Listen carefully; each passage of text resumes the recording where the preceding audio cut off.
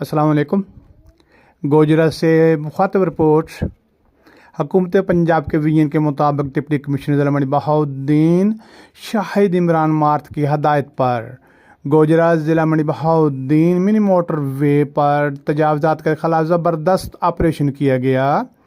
Assistant commissioner تحصیل ملکوال محمد ریاض گجر کی نگرانی میں تحصیلدار ملکوال متعلق افسران موقع پر موجود رہے۔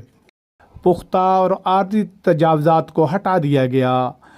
عوام الناس کے لیے پریشان اور تکلیف کا باعث رکاوٹوں کو ختم کر دیا گیا۔